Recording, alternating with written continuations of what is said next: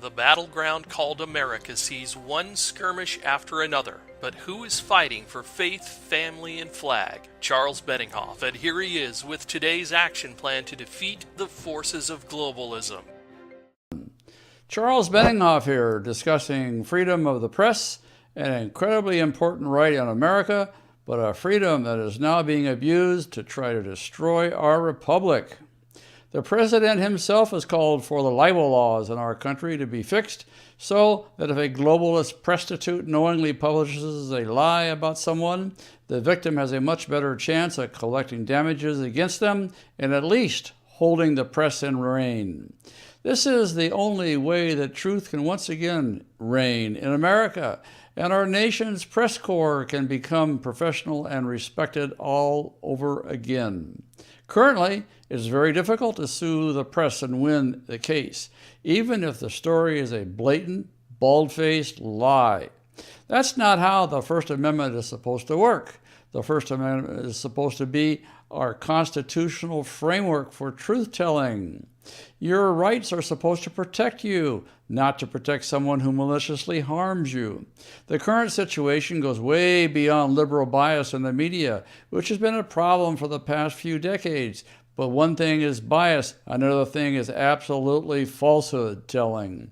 For example, the most powerful media organizations in the world are publishing right now an average of 4 stories per day about President Trump. All these stories are completely false and total lies. And those stories in turn are republished and repeated by hundreds of smaller news outlets and presented as facts.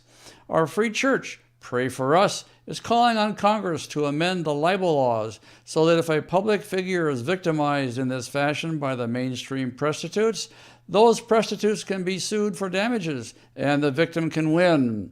It's time to rein these liars in because they're tearing the very fabric of our republic apart, and they are doing that through their own knowing actions. Just today, one deranged Democrat shot up a baseball game because of his animosity. And when you looked at his Facebook page, it was entirely full of all these fake news stories. These news stories that are fake news, they can really do harm to our republic.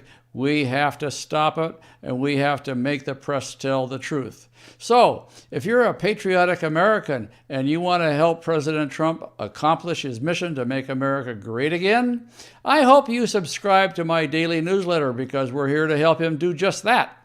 If you want to join in and you're watching this video on YouTube, mouse over the video screen right now or tap it on your mobile device. Then just click the little eye and a link will take you to our sign-up page. If you're watching on Instagram, there'll be a link in the text comment immediately below. Click on that.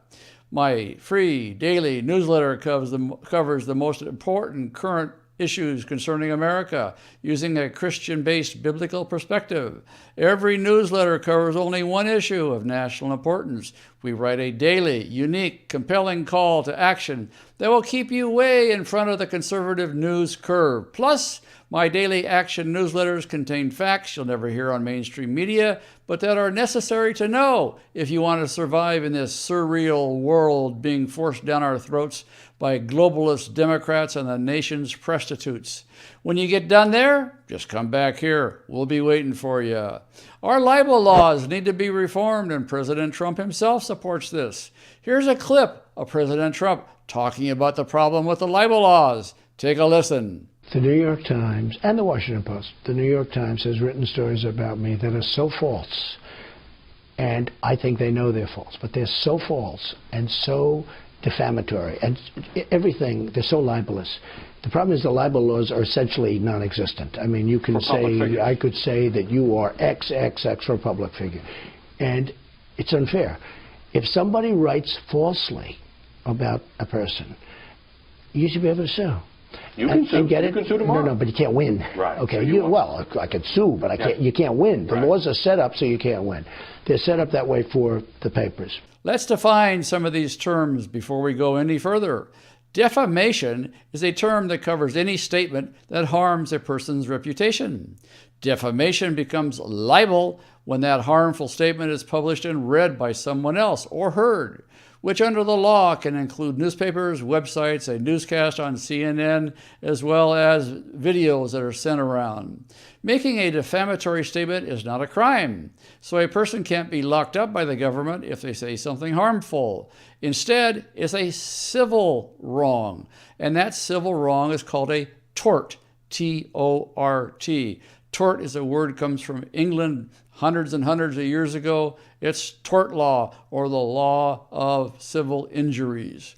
You can sue someone for damages if they libel you, but the rules are different for public figures, such as an elected official or a celebrity. And for a public figure, the rules should be different. Politics is an open season sport, so to speak. But the truth is still the truth. You have to tell the truth. Doesn't matter how you shade it, but you gotta have an underlying truthful aspect. If you're not a public figure, to win a defamation lawsuit, you have to prove that a published statement harmed you and that it was false. But for a public figure, there's an extra burden to win a civil lawsuit, and that's what President Trump is relating to. A public figure has to prove in court that the statement was made with actual malice, M-A-L-I-C-E. Malice means evil intent. So it has to have actual evil intent, meaning the reporter published a false story with the intent to harm the victim. That's why it's next to impossible now for a public figure to sue a newspaper and win, because actual evil intent is not defined except case by case. We need to have a definition of what actual malice is. For example, if you print that story knowing it to be false, and your intent was to harm the electability or the effective administration of a person's office, that's actual malice. The reporter can always claim that they didn't mean to hurt anyone, but it's the intention that should be derived from the story, not from the statement made by the reporter or the publisher or the newspaper like CNN. Freedom of the press is incredibly important, but with that freedom comes the responsibility to tell the public the truth and only the truth. That's just not happening now. Look at the Russian collusion fake news story, for example. Every single one of the stories claiming that Donald Trump and his campaign colluded with Russia turned out to be false. There has been no evidence at all to support those stories. But if you turn on CNN or NBC or MSNBC right now, I don't know why you would do that, but if you did, you'd see the talking heads there claiming that President Trump colluded with President Putin of Russia. Here's another example. Back in February, the Associated Press reported that Donald Trump was mobilizing 100,000 National Guard troops to round up illegal aliens. That was completely false, but they did it anyway. And we all remember the fake news story about the Russian prostitutes that the news tried to pin on Donald Trump. Just imagine how First Lady Melania Trump must have felt when CNN was spreading that lie about her husband. CNN has falsely declared President Trump to be mentally ill. A New York Times reporter spread the lie that Melania Trump was a prostitute at one time. The New Republic magazine claimed that the president might be mentally insane because of a sexually transmitted disease, and the stories just go on and on. For example, the New Republic even went so far as to claim that President Trump should be tested and treated for neurosyphilis for the good of the country. President Trump ought to be able to sue the New Republic for damages and win if it stated falsely that he had syphilis. But he cannot under the current libel laws because he can't prove actual intent according to the mindset of the reporter or the paper. He should be able to point out, though, what the intended objective was and how that intended objective would have been reached by that false story. So, because a New Republic could turn around and claim, oh, we didn't mean to hurt anyone, under the law right now, we have the mess that we got. People shooting up baseball games because they've become so infuriated with fake news that they have lost their sensitivity. They've lost their sanity. They've lost their ability to live together with their fellow countrymen and women in a manner which has gone on for hundreds of years. I could literally continue recounting proven media lies about President Trump and his family all day, as well as many other people, including Attorney General Sessions. As an experiment, The Daily Wire decided to track all of the false and defamatory stories about President Trump during the first month of his administration. Over a 4-week period, the Daily Wire found 114 stories published in national media outlets that were completely false. 100% false. That's an average of 4 separate stories a day. Each one of them completely false. Those multinational corporations that own the news outlets should not be able to publish so many lies and get away with it. Freedom of the press is supposed to protect the media's right to provide truthful information to the public from a tyrannical government. It is not intended to protect the press when the press becomes the tyrant, and the press now is the tyrant. That's why our libel laws need to be reformed. The press has become a gang of presstitutes, a term I love, a term I first heard when listening to Gerald Celente. And those presstitutes are working in lockstep with the Democrat Party because virtually all of them are globalists. They don't honor the United States boundaries. They don't honor our nation. They honor a world government. They want the United States to become an unincorporated county of the United Nations, and that's what this battle is about. If there is any difference between legitimate criticism of government officials and outright lying to harm them, it has to be able to be discriminated. It has to be able to be defined, and that's what this reform is going to do. Any public figure ought to be able to sue every one of these crooked, corrupt media outlets when those outlets knowingly disseminate false information for the purpose of harming another person, public figure or not.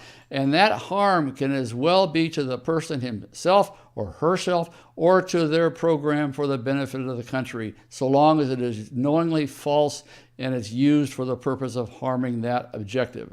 And I guarantee you, it would only take 1 or 2 successful lawsuits against these prostitutes to make them finally rein themselves in. If Jake Tapper at CNN lost his house and $20 million for falsely claiming that Donald Trump is mentally ill, the rest of the media would think twice before publishing another lie about our president. So, we're calling on Congress to reform the libel laws so that President Trump and all other elected officials on both sides of the aisle can successfully sue the lying, liars, and mainstream prostitutes when they maliciously publish false stories. So once again, sign up for my newsletters if you want to take part in this effort. To do that on Facebook, mouse over the video screen or tap your mobile device and click on the little eye. Or on Instagram, find the link in the published comment below this video. Sign up now. Help us drain the swamp. Become your own action hero. This is Charles Benninghoff, signing off and wishing you freedom, fulfillment, and God's many blessings. Sign up for our newsletters to join the team defending faith, family, and flag. Just click or tap the icon in the upper right corner of the video screen. Click again to go to our website where you can sign up for our daily action plans for America.